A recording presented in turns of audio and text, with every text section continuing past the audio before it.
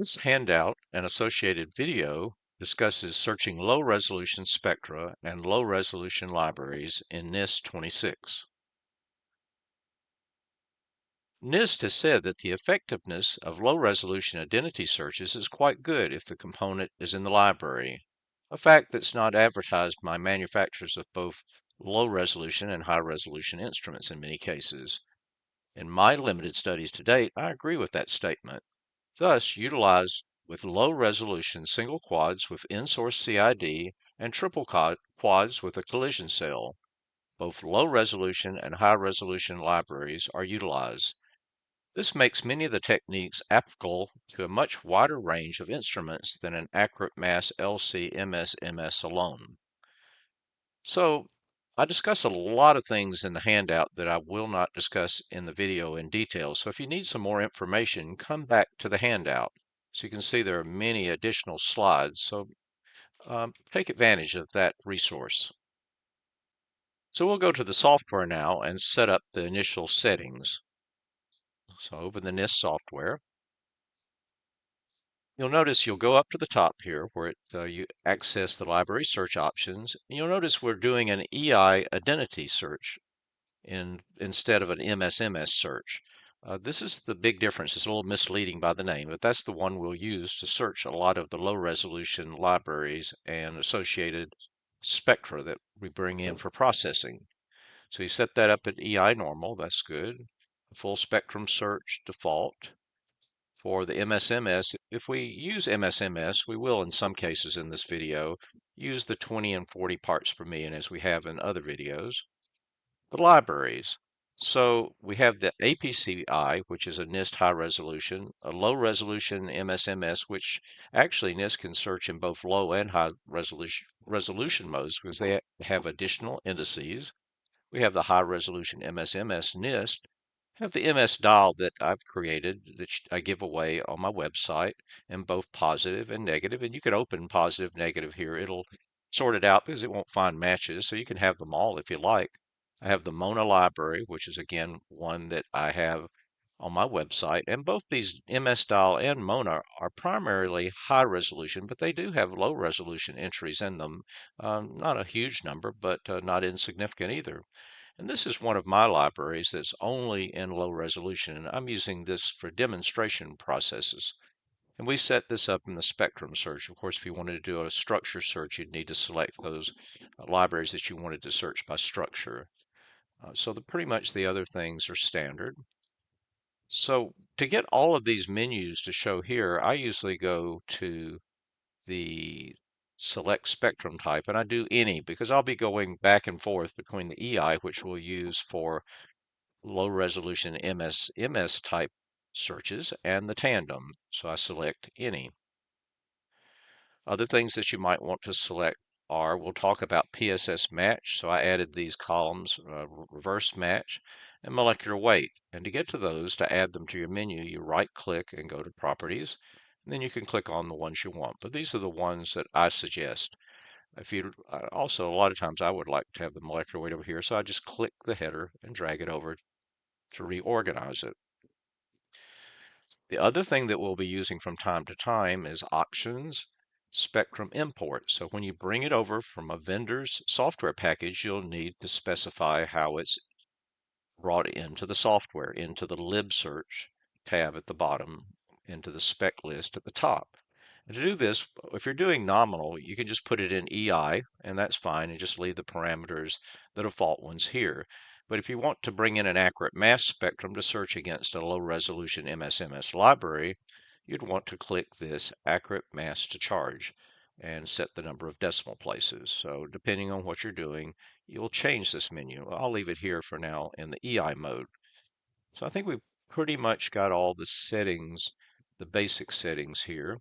One thing here, if you click on this intensity threshold, which would be handy if you had noise, a lot of times it messes up things. And I talk about that in the handout. There's some bugs associated with this part of the software. I think it's the last two slides in my handout. So you might check those if you're having problems processing data. So I'll say OK. And so I've pretty much got everything set up. You could also set up your chromatogram ones you wanted, any way you wanted to, because it's all kept in the configuration when you get through. So I'll come up to the top and say File, Save Configuration, and I've saved it as low resolution and for my settings, and you just say Save. I'll just override it in case I changed anything. And now when you come back in, if you change something, you can easily get back to your configuration settings if you've changed something that you don't want to change. The other thing you need to pay attention is, and we'll talk about this some more, is this best matching only. When you turn it on, if you look at the top, I've already actually done a search here. I've got 100 spectra in the final list at the bottom. When you turn it on, you'll see that it changes it. What this does is it get rid of duplicates. In the search below, I had a lot for trazodone as the proper entry. And when I click on it, it gets rid of a lot of the trazodones if they have inchy keys, and that's talked about in the handout also. Not all have inchy keys, but it got rid of a lot of them. But I usually keep that off initially, so I want to see all of them. There's another filter up here that you can turn on to filter MSMS data, and I try to keep that off, but you might want to use that from time to time. Sometimes you'll turn those on and forget about them, so I usually try to keep them in the default mode initially that I saved in my settings. So now we're pretty much ready to do some library searches. So we'll go over, I'm using Mass Hunter, and I've brought in some spectra that I've processed here. You can, after you get what you want in the displays, you select the box you want and say search using NIST MS program, and it sends it over to the NIST search here, and actually automatically searches it the way I've got it set up, because in the parameters I have automation and I have it automatic search on. So as soon as it comes in, it does the search. So at the top here, we've got some spectra I brought in. Here's a nominal mass spectrum of an unknown that's in one of those chromatograms. And we just select it here. It's already searched the results, but since I want to refresh the display, I just hit go, and it does another library search. And you'll see it came up with a good fit for trazodone. You can see the low resolution NIST is the highest. I'm looking at the molecular weights over here. I've just to see if they match too, because I think it has a precursor of 372. So the things that I'm interested in should have a molecular weight of 371. So the top hit trazodone is a good match. And you can click on the first one and use the up and down arrows on your keypad to step through the displays and show the unknown at the top and the library spectrum at the bottom. Pretty much standard from the other things within NIST 26 that we've discussed in other videos. So that's it. And again, like I told you, you can turn this filter on. We've got 100 here. Notice at the top. There's also some information at the bottom. It tells you the type of search you did all the way to the bottom on the right and what's displayed. So you can kind of keep up with things and make sure you're doing what you want. But if we click this best matching only, you can see we've gone down to 25 spectra and got rid of a lot of things that have the inchy key that discriminates whether it's a duplicate or not. And again, that's discussed in the handout. So that's pretty much straightforward. I'm going to turn that off because sometimes I forget to turn it off and then I don't get all the hits that I want to see. And again, this other filter, I usually keep it enable filtering and I keep it off initially. So it's handy for certain reasons, but in general, I keep that off for my initial search results. And so that's pretty much how you do a basic search. You have the low resolution spectrum at the top, and we've searched all of the libraries, all of the entries because we did EI identity. If you'd gone up and done a standard MSMS search, we'll go up to the top and go into, let's say, no precursor, because a lot of the spectra that come in might not have a precursor, or you could enter it manually if you wanted to, if MSMS, but let's just say no and search. We'll go up to the top and search that spectrum again.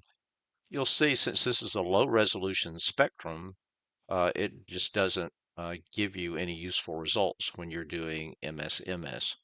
It just can't, it doesn't have any significant figures, so there's nothing that it can yield. So that's not useful in this case.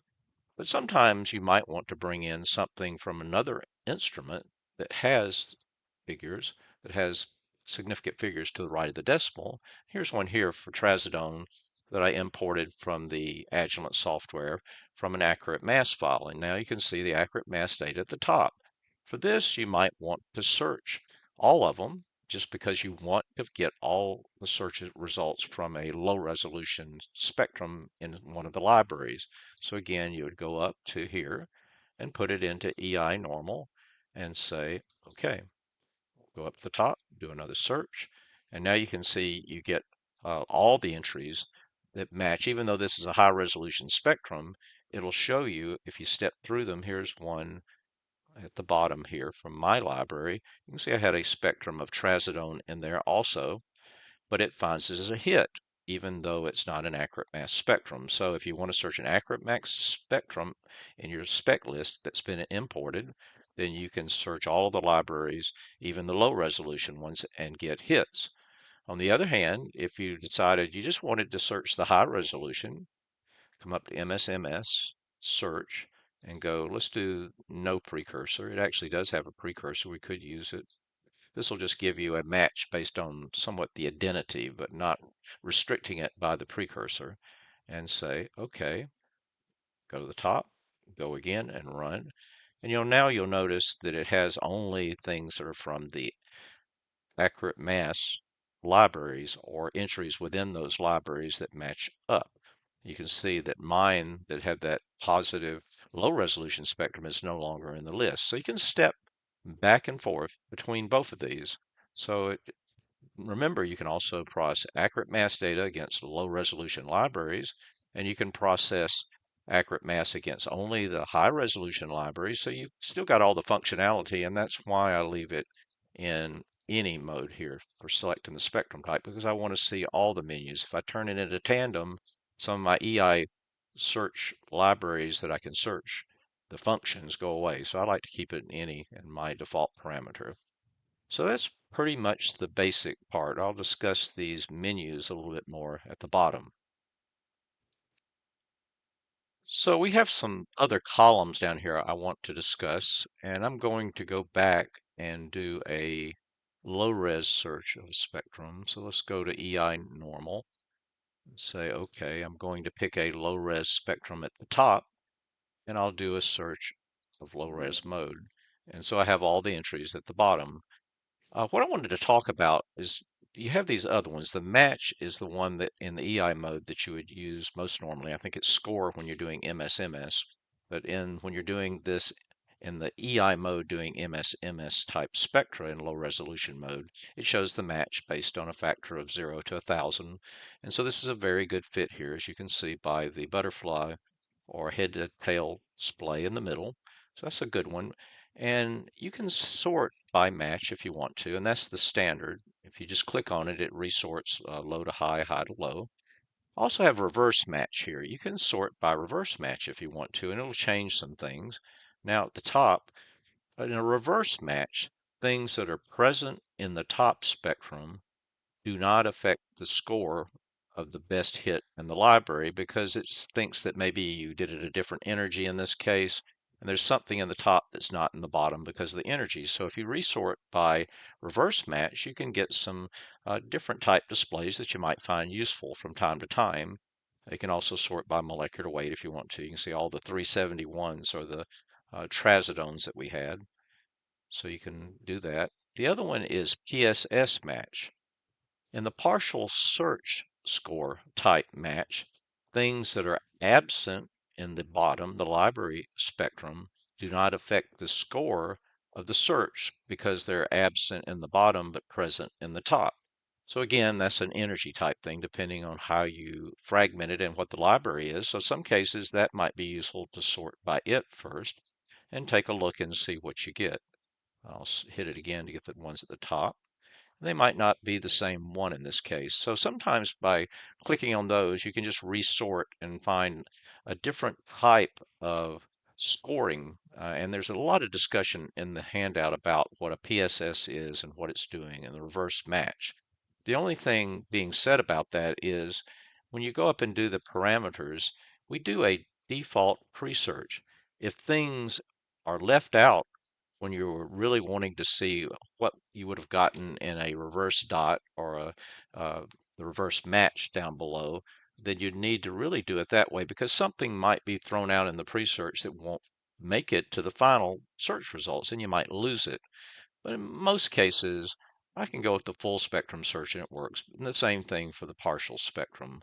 But I usually start there and just sort on reverse match and PSS match and see what the highest fit is there as far as things that are penalized. And sometimes that'll offer you some additional information.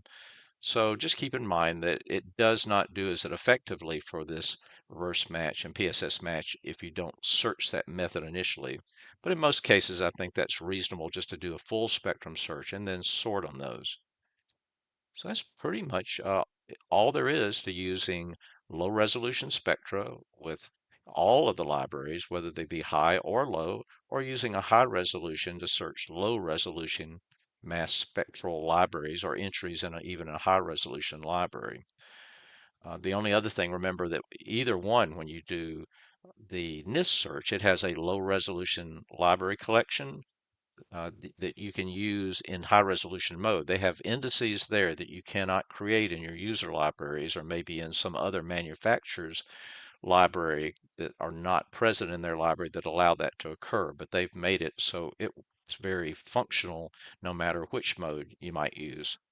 So I hope you find all this information if you have a lower resolution instrument or you have lower resolution library from previous things you've added in a NIST library in NIST format for your user library.